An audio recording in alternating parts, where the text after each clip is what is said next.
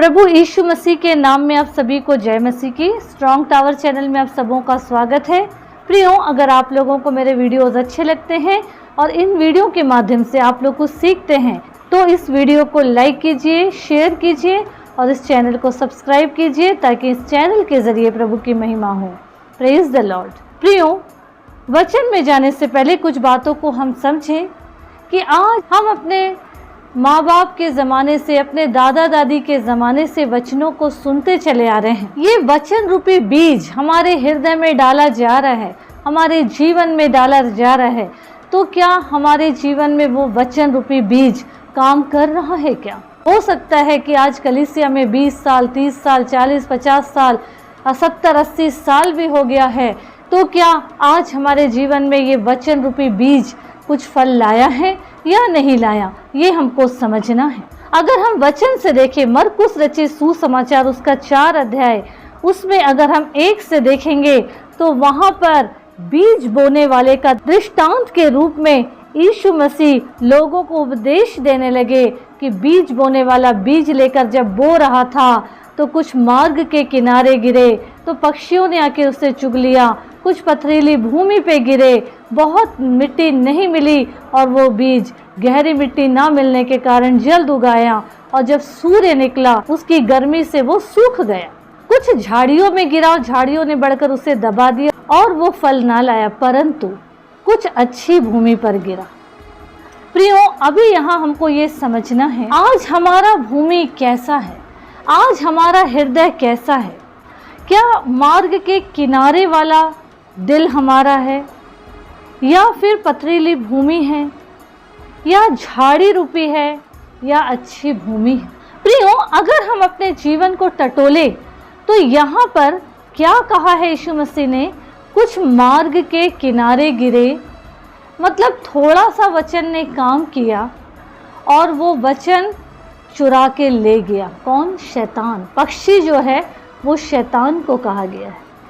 उसने हमारे जीवन पर, संसार को हावी करके वो वचन हमारे अंदर से निकाल लिया। कुछ पथरीली भूमि पे गिरा जिसमें पत्थर और थोड़ा बहुत मिट्टी था, यानी कि आज ऐसी भूमि पे वो वचन गिरा जो 50-50 चल रहा है, आधा संसार में और आधा खुदाई में।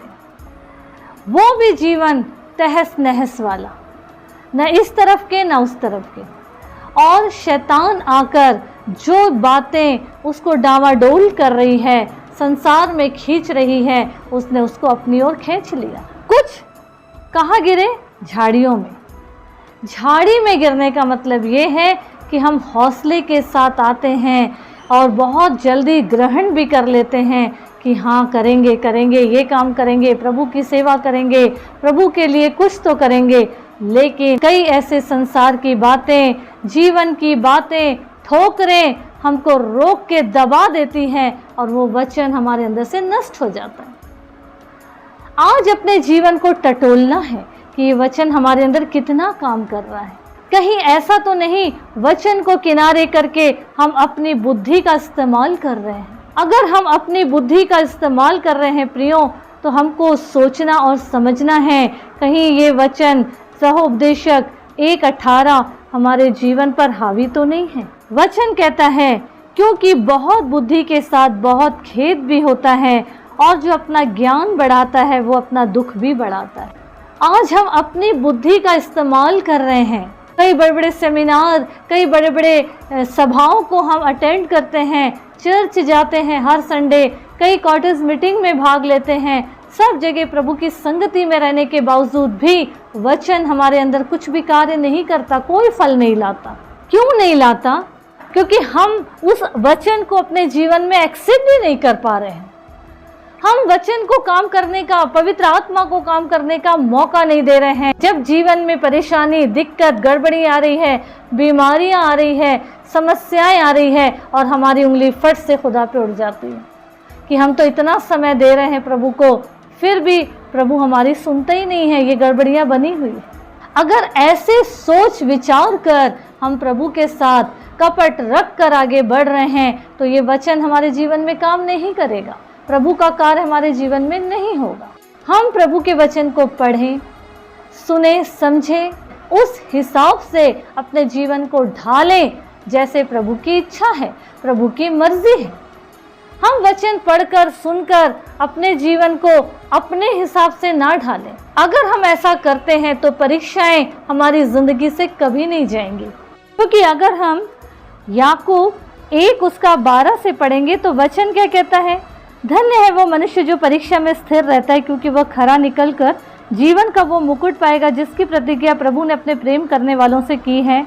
जब किसी की परीक्षा हो तो वो यह ना कहे कि मेरी परीक्षा परमेश्वर की ओर से होती है, क्योंकि ना तो बुरी बातों से परमेश्वर की परीक्षा हो सकती है और न वो किसी की परीक्षा आप करता है, परंतु प्रत्येक व्यक्ति अपनी ही अभिलाषा से खिंचकर और फंसकर परीक्षा में पड़ता है।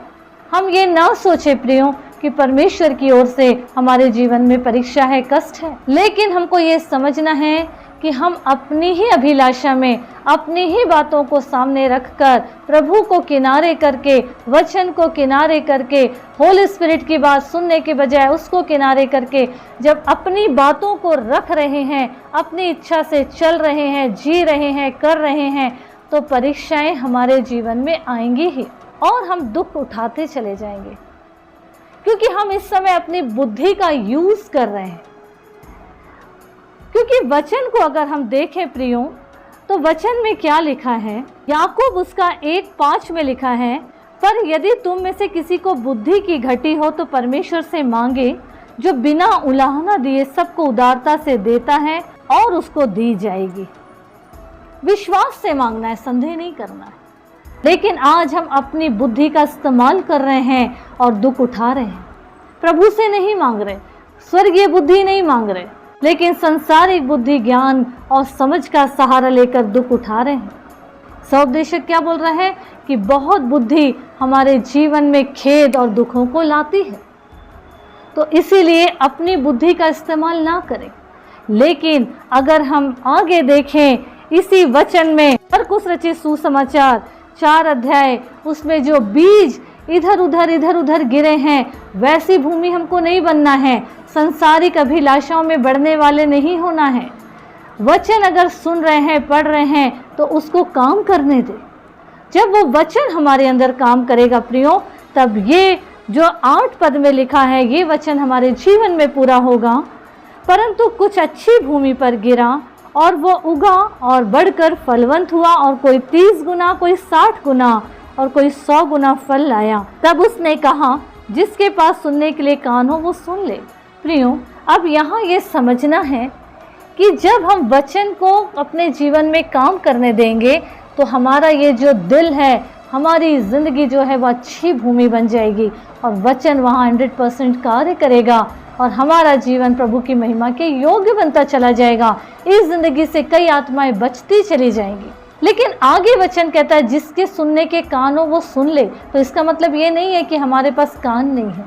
इसका मतलब ये हुआ कि हम वचन सुन रहे हैं, समझ रहे हैं, लेकिन अनजान बनकर, बहरे बनकर उस वचन को सुन रहे हैं कि ये वचन हमारे लिए नहीं है, ये तो जो बोल रहा है उसके लिए। तो इसीलिए प्रियो, आज प्रभु ने हमको ये जीवन दिए हैं, प्रभु ने हमको आज ये वचन दिए हैं, प्रभु ने अपने अगुए दिए हैं, हमको आज प्रभु ने संगति दिए हैं। इन सब के माध्यम से कुछ जायज़ फायदा उठाएं ताकि ये जीवन 100 गुना फल लाकर दूसरों के उद्धार का, दूसरों के बचाव का कारण बनता चला जाए। हमारी जिंदगी दूसरों की जिंदगी बचते चले जाए और स्वर्गीय राज का अधिकारी हो सके, ताकि ये जीवन परमेश्वर के हर्ष का वजह बन जाए। तो प्रियो, आज अपने जीवन को परखें, जांचें और प्रभु के माध्यम से अपने जीवन को ढालकर प्रभु की महिमा के योग्य बन जाएं। प्रभु यीशु मसीह इस वचन के माध्यम से हम सबों को आशीष दे।